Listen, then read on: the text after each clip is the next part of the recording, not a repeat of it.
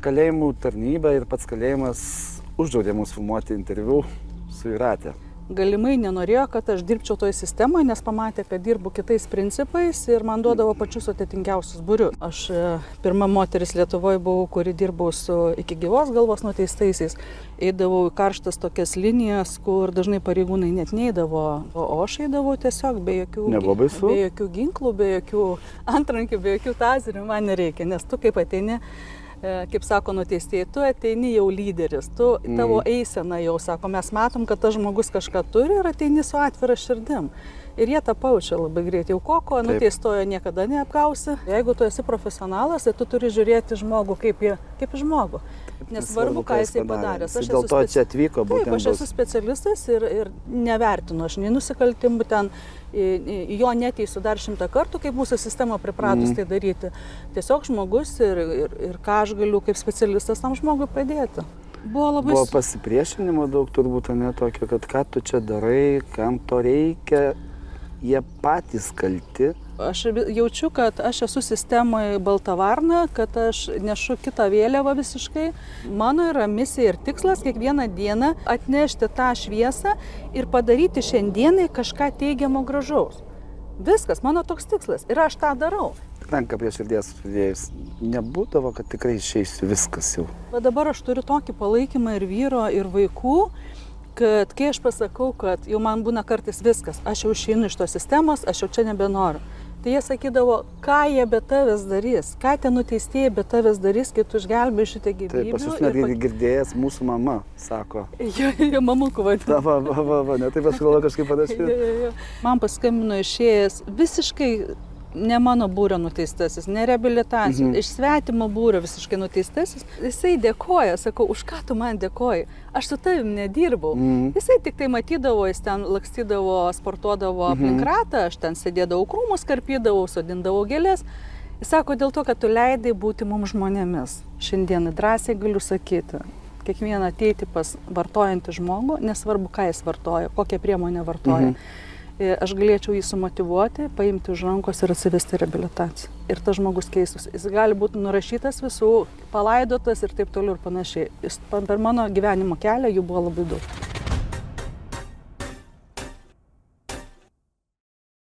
Sveiki, tobuli gyvenimai šį kartą iš labai neįprastos vietos. Esame miške. Miške, Kaišiadorių rajone, šalia Pravieniškių kalėjimo. Netobuli gyvenimai paprastai neliečia tokių temų, kokią šiandien paliesime, nes apie nuteistuosius kalbame skandaliko išpažinty, kukuoja gegutė, girdžiu. Tai turbūt turit pinigų? Ne. Nereikia, tada tęskime laidą. Šalia manęs yra Jūratė ir nepasakiau, kodėl mes esame miške dar, iš tikrųjų. Kalėjimų tarnyba ir pats kalėjimas uždraudė mums filmuoti interviu su Jūratė, nors jinai yra kalėjimo darbuotoja, bet šiandien sužinau, kad jau nebedirbat. Ar kaip čia? Dirbat, bet nebedirbat. Kas Jūratė jūs esat tada? O Jezu, iš tikrųjų labai džiaugiuosi, kad neleido ir kad mes turim progą kalbėtis būtent tokioje neįprastoje vietoje, gamtoje, kai čiulba šalia paukščiai. Aš šiandien ėjau ir pati savo klausimus uždavinėjau, kas aš ir ką aš veikiu šitoje sistemoje. Tai dar dirbu iš tikrųjų, kiek dirbsiu nežinau, bet mano kelionė prasidėjo sistemoje prieš 17 metų, kai atėjau dirbti pareigūnę, pradėjau nuo jaunesnio pareigūno. Ta kelionė tęsiasi ir apsaugoje, ir tada į pasimatymuose dirbau, ir atėjau dirbti į vidų, turėjau tokių minčių ir gražių labai idėjų padėti nuteistiesiems, bet liga sustabdė ir turėjau palikti tarnybą iš tikrųjų, o paskui po kažkiek laiko priprašė, kad grįžčiau ir tęsčiau savo kelią su reabilitacija, kad vėl padėčiau įkurti, pastatyti visą reabilitacijos sistemą ir šiandienai švenčiam 10 metų reabilitacijai. Tai... Gerai, apie tai mes ir pakalbėsim šiandien. Iš tikrųjų dar noriu pasakyti, kad mes jokių nuoskaudų iš tikrųjų neturim dėl to, kad mes esam čia ir kad kalėjimų mes net neplanavom kažką ten kalbėti apie tokius blogus ar gerus dalykus, tiesiog norėjom apie Jūratės pašaukimą, apie gyvenimą pakalbėti, kodėl jūs tą kelią pasirinkot. O kadangi dar buvot pareigūnė, tai kaip gal ir nuo to pradėkime, ne? Ateimas, moteris ateina į kalėjimą, tai dirbti, tai sukelia daugelį įvairių minčių. Kodėl? Aš jaunystėje buvau tokia, kaip sakyt, visą laiką bendravau labiau su vyrais negu su moterim. Tai ir vyrų kalėjimą būtent dirbti. Taip. Ir kur kovinis sportas, kur adrenalinas, kur kažką apginti reikėdavo, ten būdavau aš. O į kalėjimą atėjau atsitiktinai, nes šalia manęs gyveno žmogus, kuris dirbo sistemoje ir viršininko pareigose, tada reikėjo darbuotojų ir jis kažkaip pasiūlė. Ir aš juokiausi, sakau, jau manęs šitie kalėjime ir te trūko. Tai atėjau nesuvokdama, ką aš čia turėsiu daryti, nes dirbau apsaugoje, kas 4 parą, mokinausi, pagimdžiau 3 vaiką savo ir galvojau dėl to, kad labai grafikas geras. Na, jo, 4 dienas dirbi, ne, vieną dirbi, 3 laisvos, vieną dirbi, 3 laisvos. Ir va taip ir atėjau, bet stovėdama tam bokšte užtaisytų ginklų, kiekvieną naktį užduodavau klausimus, kad ką aš čia meniško sielos žmogus veikiu šitoj sistemoje ir ta prasme šitam bokšte, kad aš neturiu jokių nei galių, nei kažkokių tai, ką aš galėčiau duoti žmonėm, nes mano ir tas ir profesinis kelias, ir aplamai asmenybinis kelias, ir pati esu menininkė, aš pagalvojau, kad aš labai galiu duoti gražių dalykų šitiem žmonėm, kurie sėdi įkalinimo įstaigoje. Tai dar tada buvo kitas direktorius, aš kaip dabar atsimenu, atėjau ir jam pasakiau. Šitos apsaugos posto būdelės. Atėjau ir sakau, vat noriu su jumis pakalbėti. Sako, tai sėskis kalbamės. Kas yra, sakau, labai niūru čia šitam kalėjime. Nieko nėra, nuo rusų laikų paliktos sienos, nei vieno augalo, aišku, tie medžiai, kurie augo, nėra spalvų, nėra nieko. Kaip tiem žmonėm įnešti tų spalvų ir kad kažkoks pokytis pradėtų vykti. Ir tada jis kažkaip manim pasitikėjo ir davė vieną erdvę, aš ten vežiaus augalus ir iš savo namų, turėjau per daug, dalinausi. Tada kitą erdvę, tada tapiau paveikslus, padovanojau įstaigai labai daug savo darbų, kad ir šiai dienai valgykloje kabo mano paveikslai. Kad įnešti žmonėm tą tokį truputėlį, kad jie pamatytų, kad ne viskas čia yra blogai, kad yra gyvenime ne tik tai juodos ir pilkos spalvos. Ir taip ta kelionė prasidėjo, paskui padėjau įrengti parką. Parkas buvo, bet jis buvo kaip miškas antro kalėjimo teritorijoje, kur fontanas yra. Bet ir mano braižyti soliukai, ir mano padėta ir sodinti, ir formuoti augalus. Ir čia laisvės slėnis irgi prisidėta mano augalais. Ir tikrai vežiau sodinau. Tai man norėjosi įnešti va šitą tokį pozityvumą iš tą įstaigą. Ir paskui po kažkiek laiko direktorius pasiūlė ateiti į reabilitaciją dirbti. Jūs dirbat ne tik apsaugoje, paskui buvot viduj kažkaip. Taip, aš dirbau ir būrio auklėtoje, tada buvo būrio viršininkė. Tai čia lyg ir panašus tas darbas, kurį dabar jūs būtumėte, tik šiek tiek kitoks. Nepasakyčiau. Būrio viršininko darbas yra pagrindė tvarkyti dokumentus ir būti atsakingam už būrį. Bet tais laikais, kaip aš atėjau, mane mokino dirbti kitaip. Ir tie dokumentų tas tvarkymas toksai buvo dažnai atmestinis tiesiog. Atmestinis tiesiog, jo, išmeta prašymą dar. Taip, čia natūralu. Jo, bet aš pamačiau, kad būrio auklėtojas yra ta šis, kur tu turi būrį ir tu turi stovėti kaip mama ar tėvas už tą būrį. Dėl to ir pagalvojau. Ir padėti. Bet mano likimas tai buvo, kad galimai nenorėjo, kad aš dirbčiau toje sistemoje, nes pamatė, kad dirbu kitais principais ir man duodavo pačius atitinkiausius būrius. Tai drausmės grupė, drausmės grupė, baudos izoliatorių. Aš pirma moteris Lietuvoje buvau, kuri dirbau su iki gyvos galvos nuteistaisiais. Tai iš tikrųjų turėjau ir reikėdavo pavaduoti ypatingai sunkius būrius, tai eidavau į karštas tokias linijas, kur dažnai pareigūnai net neidavo savaitėm ir būdavo tos olos vadinamos ir drausmės būriai, kur čečėnų tautybės žmonės sėdėdavo ir agresyvus būdavo, o aš eidavau tiesiog be jokių ginklų, be jokių antrankių, be jokių tazerių man nereikia, nes tu kaip ateini, kaip sako nuteistieji, tu ateini jau lyderis, tavo eisena jau sako, mes matom, kad tas žmogus kažką turi ir ateini su atvira širdim. Ir jie tą paučia labai greitai. Jau koko nuteistojo niekada neapgausi, jis tave patikrina 100 kartų. Jis tave greičiau apgaus negu tu jį. 100 kartų patikrina ir jeigu pamato, kad tikrai tas žmogus kažką nori padėti arba paspręsti kažkokias problemas būryje, ar gauti daiktų, kaip skalbimo mašiną, ar dar visokių dalykų tokius spręsdavom ir Žalio oazė buvo atsakinga. Sodindavom, šiltnamis prižiūrėdavom. Tai va ta kelionė per visus būrius turbūt su visom kategorijom dirbu žmonių. Ir su seksualiniais nuteistaisiais, ir su baudos izoliatorium. Tai nebuvo niekada baisu. Vat net ir eiti pas tos pavojingiausius nusikaltėlius, vis tiek tu nežinai, kam vis tiek baimė turi būti kažkiek tai. Matyt, aš turiu tą tokį gyvenimo bagažą ir gyvenus ir Maskvoje, ir tarp tokių žmonių iš tikrųjų, tai man užauginę turbūt tokį ir pasitikėjimą, ir mokėjimą bendrauti su tai žmonėm, nes dažnai išgirsdavau iš nuteistųjų, kad sako, mes dar nepradedam kalbėti, jau tu mums pasakai, ką mes norim padaryti. Arba sako, toks vaizdas, kad tu jau sėdėjus daug metų kalėjime, nes tu žinai visus šitus. Tai būdavo, dabar aš jau galiu pasakyti, kad kaip jie sako kitam nuteistajam, kiek tu sėdi, tai aš galiu pasakyti, aš sėdžiu 17 metų.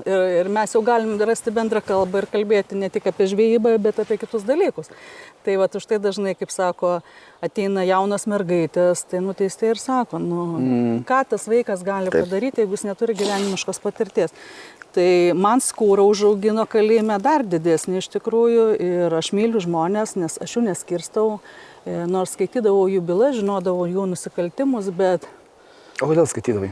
Aš buvau būriauklėtė, mes darydavom vertinimus. Privalomai jau čia jo turėdavai. Jo, ir teko dirbti ilgą laiką su karantinu, kai atvažiuoju nuteistieji į kalėjimą, reikėdavo susipažinti su byla, aprašyti, iki smulkmenų skaitydavai ir bylų visokių būdavo, bet ateini į būrį ir prieš tą žmogų tu turi neparodyti, kad aš jo nemėgstu, nekenčiu arba jis kažkoks kitoks yra. Jeigu tu esi profesionalas, tai tu turi žiūrėti žmogų kaip į žmogų. Nesvarbu, ką jisai padarė. Dėl to čia atvyko būtent. Taip, aš esu specialistas ir nevertinu aš nei nusikaltimų ten, jo neteisiu dar 100 kartų, kaip mūsų sistema pripratus tai daryti. Tiesiog žmogus ir ką aš galiu kaip specialistas tam žmogui padėti. O vis tiek, tu turėdavai sulaukti klausimų ne tik iš nuteistųjų, bet ir iš šeimos narių, tarkim, draugų, artimųjų, kodėl tu tam kalėjime esi patigi, net toj būdeliai, sakykim, sėdėjai, supratai, kad ką tu aš čia veikiu. Kurdavau eilės, atsimenu. Tai va, tas vis tiek, Dabar, kai dirbu tiesioginį darbą... Nes tu daug negatyvo vis tiek, tu, kad ir nori, kaip ir nenori, vis tiek jisai daug matai, jisai lieka ir tavyje, ir ta prasme, neišmesi tiesiog. Reikėjo mokintis iš tikrųjų, nes kai esi jautrus žmogus ir tu matai čia visko. Bejėgiškumo labai dažniausiai. Daug ir bejėgiškumo, ir to tokio požiūrio, nežmogiškumo, galios rodymo, baudimo, to visokio tokio neteisybės. Ir kai tu stengiasi kovoti prieš tą neteisybę ir tu automatiškai tavo viduje tas lieka, tai man reikėjo mokintis, kaip uždarius vartus neparsinešti namo, nes būdavo situacijų, kad grįžti kažkoks incidentas, žmonės žalojasi, visko būdavo, apsivartoja, griūna prie tavo kojų. Iš tiesų per tiek metų tokių istorijų buvę ir tu pareini ir tu atrodo net tokį pyktį parsineši. Ir jau atrodo įsiliesi ant šeimos, bet paskui galvoji, palauk, Jūrate, taigi, o ką tavo ta šeima kalta, žinai? Nieko. Ir va dabar aš turiu tokį palaikymą ir vyro, ir vaikų, kad kai aš pasakau, kad jau man būna kartais viskas, aš jau išeinu iš tos sistemos, aš jau čia nebenoriu. Tai jie sakydavo, ką jie be tavęs darys, ką tie nuteistieji be tavęs darys, kai tu išgelbėjai šitą gyvybę. Taip, aš netgi girdėjęs, mūsų mama sako. Jo, mamukų vadina. Ne, taip aš galvoju kažkaip panašiai. Tai ką jie darys, nes sako, tu neši ir iš to žmonės atsakomybę ir jie patikė ir ateina. Tai didelis kelias šitoj sistemoje, iš tikrųjų, aš užaugau kaip asmenybė ir aš galiu duoti tą patirtį kitiems. Jeigu jos tikrai reikia, aš galiu dalintis, kaip sistemoje galima dirbti kitaip, kad mažiau žmonių grįžtų atgal. Bet ranką prie širdies sudėjus, nebūdavo, kad tikrai išeisiu viskas jau. Buvo tokia situacija, kaip mane komisavo dėl sveikatos, nes aš turėjau 2 operacijas ir negalėjau vaikščioti, iš viso negalėjau vaikščioti. Ir mane per vieną dieną pastatė štampą ir komisavo kaip pareigūną, nes negaliu atlikti jokių normatyvų fizinių. Taip. Tai aš grįžau ir rinkausi daiktus reabilitacijoje, tai verkė visi. Verkiau aš eidama, verkė nuteistieji, nes tau per minutę tavo ką tu darai įdirbį, nes mes reabilitacijoje kurdavom viską, teatrus statydavom, šeimų šventės, vienu žodžiu, labai tokį pozityvų tą indėlį nešėm ir vienu žodžiu, tau per dieną viskas, tu nereikalinga. Tai aš kaip grįžau ir vaikščiau su ramentais, iš tikrųjų, aš verkiau namuose ir man skaudėjo taip širdį, kad nejaugi viskas ir baigėsi. palauk, šitaip darėm ir viskas baigėsi, galvoju, nu gerai, aš priemu Dieve tavo tą kelią, vadinasi, gal aš ne tuo keliu, nes man kirto per kojas, aš turėjau labai diagnozę kojas ir man, gal aš ne tuo keliu einu, gal mane taip sustabdė, nes žinojo, kad aš nesustosiu. Bet aš miriau viduje kaip žmogus, nes aš tapydavau paveikslus ir aš galvoju, vat gerai, dabar turėsiu laiko, tai aš jau čia pritapysiu, eisiu į meno sritį. Atsitiko priešingai. Aš užsiblokavau visiškai. Aš nieko negalėjau padaryti. Aš gulėdavau ir verkdavau, nes aš nepaeidavau ir galvodavau, kas čia vyksta. Ir paskui man nuteistieji būdavo ir skambidavo, rašydavo ir artimieji, kad nuteistieji meldžiasi už tave, vienuoliai meldžiasi už tave. Einas čia specialiai koplytėlę su kunigu iki gyvos galvos, vienu žodžiu. Ir aš atsistojau ant kojų ir tada buvęs direktorius Šarauskas man paskambino ir jis manęs nepažinojo kaip žmogaus, bet sako, aš kur einu, tai Girdžiu. nuteistieji kalba, čia su Jūrate tą, su Jūrate aną, su Jūrate trečią, ketvirtą. Ir jis paskambino, kad sako, aš noriu su tavim pasikalbėti ir su tavim susipažinti. Ir aš kaip šiandien atsimenu, aš su ramentais ateinu pas jį čia į kabinetą. Ir jo pirmas buvo klausimas, kodėl tu išėjai, nes žmogus pagalvoja, gal kaip sistema daug ką suvalgo, taip galbūt ir mane suvalgė, bet aš papasakau tą istoriją ir jis sako, tu tiesiog privalai čia būti. Sakyk, kada grįžti. Aš sakau, kokie buvo laiko praėję? Geras pusmetis buvo praėjęs. Daug. Sakau, aš niekur negrįžtu, aš dar tikrai fiziškai esu prastoj būklėje ir sakau, jeigu jūs norit, aš važiuosiu į kalėjimą ir savanoriausiu. Ir tada aš visą vasarą savanoriavau, važinėjau su ramentais, vaikščiau ir vežiau žmonės, žinomus žmonės, darėm renginius iš tikrųjų ir paskui grįžau. Paskui grįžau ir užkūrėm tą visą, kadangi reabilitacija truputėjo ne į tą pusę, reikėjo surinkti iš naujo kolektyvą, mus iškėlė į kitas patalpas, kur buvai. Ir reikėjo visą sistemą tą reabilitacijos sukurti iš naujo, ką mes turim šiandien čia. Buvo nelengva, girdėjau. Buvo pasipriešinimo daug turbūt, ne tokio, kad ką tu čia darai, kam to reikia, jie patys kalti. Nenori tokio gyvenimo. Aš tą labai pajutau, aš visą laiką tą jaučiu iš tikrųjų. Aš jaučiu, kad aš esu sistemoje balta varna, kad aš nešu kitą vėliavą visiškai. Ir kai daugelis klausia, kaip tu sistemoje dar tiek metų, kai tu lyg neini prieš sistemą, bet parodai kitą darbo pusę. Bet aš tą pajaučiau, kai mus iškėlė į kitą įstaigą, kai mes buvom susitvarkę patalpas ir sako, jūsų čia nebus, su visais nuteistaisiais tu keliesi kitur. Ir aš tada pasakiau, kad čiagi norvegų projektas buvo ir čia nupirkta baldai, viskas pagal norvegų lėšas. Ir man viršininkai sako, ten norvegų projektas jau pasibaigė. Laisva.